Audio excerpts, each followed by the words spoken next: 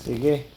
Ito po mga kabaro yung mga nangyayari sa 155 Sniper.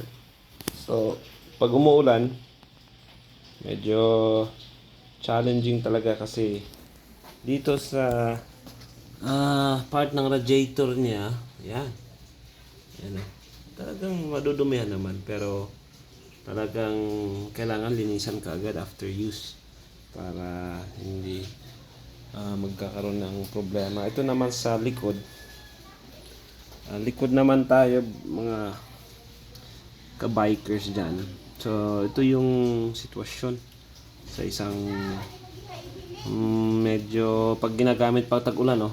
So, yung talsik ng gulong pumupunta minsan sa paa ng yung pasahero. So, dito naman sa harap, parang okay lang naman yung sa driver side. Ay, parang sa nagmumotor. Nagmamaniobra, yan. So, makita natin dito sa kanya. Medyo talagang madumi. Oh, normal naman yan. So, makita natin yung response ng tapaludo dito sa likod. Yan. Yan, oh. Kita nyo dito po. Oh, okay lang naman. Pero, mas maganda po sana ma-improve to sa Yamaha. So, yan. Dito naman.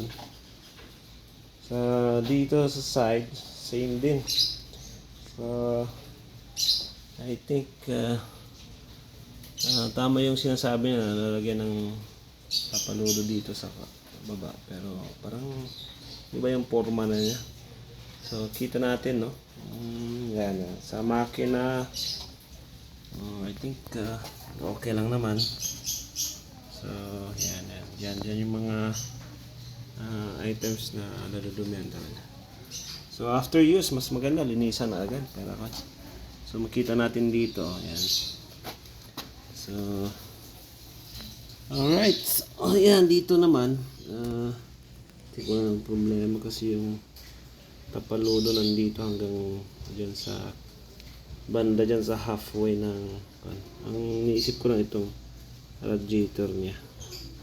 So, guys, hopefully yung Yamaha magkakaroon sila ng tinatawag na update para maganda po ang Yamaha Sniper 25155.